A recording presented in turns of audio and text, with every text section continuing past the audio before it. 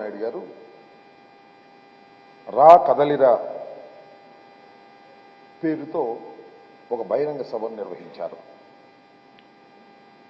ఆ బహిరంగ సభలో ఆయన మాట్లాడిన తీరుగాని, ఆయన వైసీపీ ప్రభుత్వం మీద,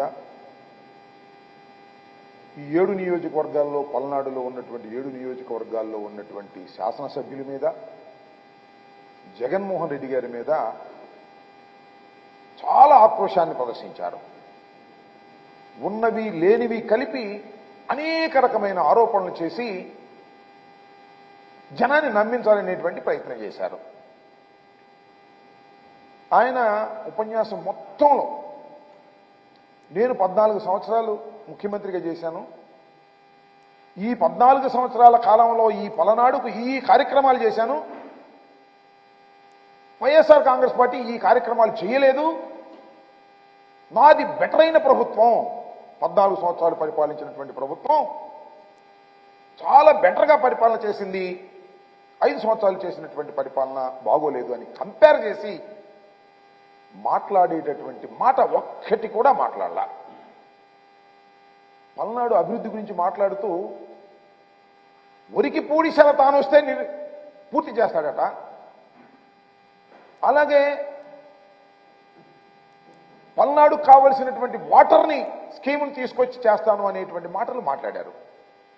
నేను అడుగుతా ఉన్నా, ఏమయ్యా చంద్రబాబు నాయుడు గారు, ఒరికి పూడిసెలు ఇవాళ వచ్చిందా నిన్న వచ్చిందా? నువ్వు అనేక సార్లు శంకుస్థాపన చేశావే, మీ అబ్బాయి కూడా వెళ్ళి శంకుస్థాపన చేశాడే, 14 సంవత్సరాల్లో నీకు ఒరికి పూడిసెలు గుర్తురాలా?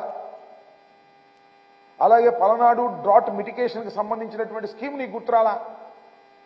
అవన్నీ మళ్ళా ఎన్నుకుంటే ఇవన్నీ చేస్తాననేటువంటి ఒక అభూత కల్పనలు కల్పించేటటువంటి ప్రయత్నం చేశారు.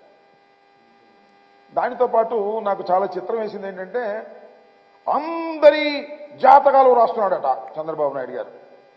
అందరి జాతకాలు అంటే ఈ శాసనసభ్యులు ఉన్నారు, 7 శాసనసభ్యుల జాతకాలు కూడా రాస్తున్నాడట. ఆ రాయడం కూడా చిత్రగుప్తులాగా రాస్తున్నాడట. నాకు అర్థం కాల. ఈయనేమో చిత్రగుప్తుడు చిత్రాలు రాస్తాడు, వాళ్ళ అబ్బాయి ఏమో రెడ్డి పుస్తకం రాస్తాడు. ఏం చేసుకుంటారో ఈ పుస్తకాలు రాసి మీరేమన్నా అధికారం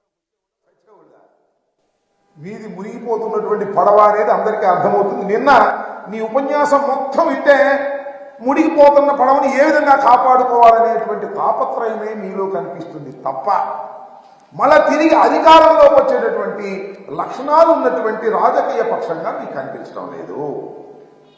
14 సంవత్సరాలు ఏం చేశావు? ఈ రాష్ట్రంలో ఏ గ్రామం వెళ్తే ఇదిగో నేను ఇది చేశానని చూపించగలవా అంటే దానికి సమాధానం లేదు. ఈయో లేనిపోయినటువంటి ఒక అభూత కల్పనలు సృష్టించుకొని ఇక్కడ ఉన్న వాళ్ళందరూ కూడా దుర్మార్గులట. 7 ఏంటి పిల్లల రామకృష్ణారెడ్డి గారు మారీసుడంట, ఆయన మార్చమంటున్నాడు. ఆయన మార్చు దమ్ముంటే అన్నాడు.